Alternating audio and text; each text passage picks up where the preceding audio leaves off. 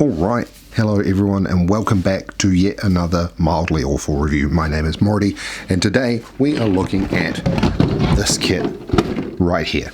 This is the GM Sniper 2. It is a Earth Federation Space Force unit and it is a little bit more information on the side here, one of the mass-produced units. So this is a pretty cool suit. Probably the biggest gripe I have with it is the color. Now, normally you'd think, okay, cool, sniper units, they'll be special forces, they might be camo, they might be grey, black, brown, they blend in with any environment, stuff like that. No, the geniuses behind this mass-produced unit decided to paint it a light sky blue. So I'm really confused. It looks cool, don't get me wrong, it looks great, but in the context of a war machine, doesn't make a huge amount of sense. So on the side here, you do have obviously a couple of front and rear view of what the mobile suit looks like, and then you've also got a couple of little images with the extras that come with it. So it comes with a couple of beam sabers which attach to the butt flap, which is quite a cool little thing. You can also attach them inside the interior of the shield as well if you are so inclined. It does also come with the shield, which probably one of the coolest parts. It comes with a little kickstand for the shield, and then you've got your little miniature figurine who sits in the cockpit as well. It comes also with a couple of other bits and pieces, but we'll run into that in a minute. Here's a couple of kind of action poses and things you can do with it. Has a few cool gimmicks going on inside of it, so we will get into that a little bit in the review itself, but I just want to be really quick with this. And now normally at this point I would open the box and show you the runners, but I have gone ahead and already built the kit, so it's just a box full of empty runners. Now you can see on here the light blue, which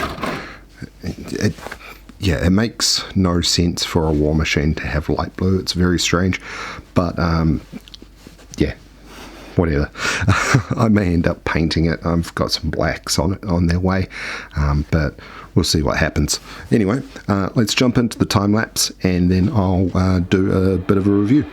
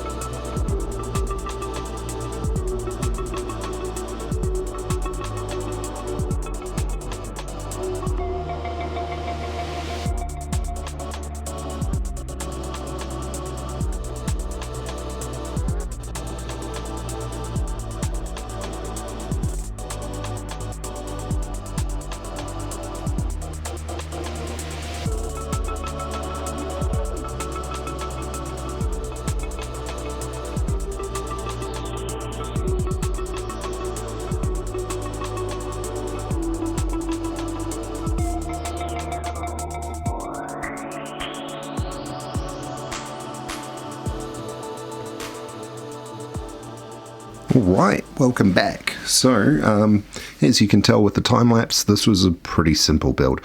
Very straightforward, maybe 6 or 7 polycaps in total for the entire build, which makes it quite sturdy and quite strong, and I am a big fan of low polycap or 0 polycap builds, as anyone that has been watching my videos or has seen any of my videos in the past, especially the Zaku, or the Zaku Warrior, the Lunamaria Hawk custom is aware. I rave about no polycap builds, especially those Zaku ones. Real simple frames, but I absolutely love them. Now this one here, the frame itself is quite simple. Overall, I think the whole build took me about 4 and a bit hours. It is fairly straightforward.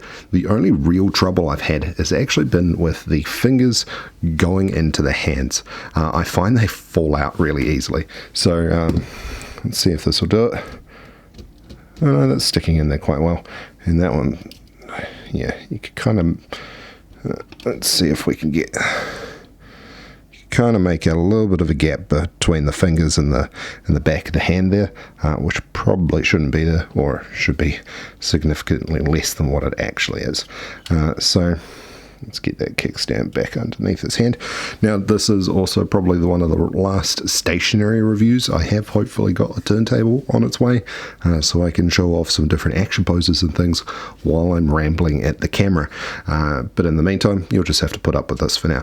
So as you can tell just from how it's standing, its articulation in its arm is pretty good. It holds that rifle really solidly, and the build itself is quite sturdy. The waist is probably the biggest letdown. It seems to be real flimsy in the middle for some reason. It's got a couple of weird joints going on in there, but that probably gives it a real cool ab crunch and gives it quite a bit of flexibility when you're posing it into some shooting poses. I haven't done a huge amount to play with that. I've kind of just left it on my shelf holding onto the shield and standing there kind of coolish, and that's really probably how it'll stay. I'm not a big fan of the kneeling and posing. I've got the Dynamis doing that, but even then that was a pain in the ass to do, so I'm not likely to do that again anytime soon. Now overall, this particular kit is pretty cool. Like I did mention at the top of the review, I feel a bit weird about its color, but it's growing on me a little bit. I might buy a second kit of the same type and do a paint job of it, purely so I have one that would practically work in a non-ocean environment, because this one looks like it's either meant to camouflage against the sky or in the ocean, and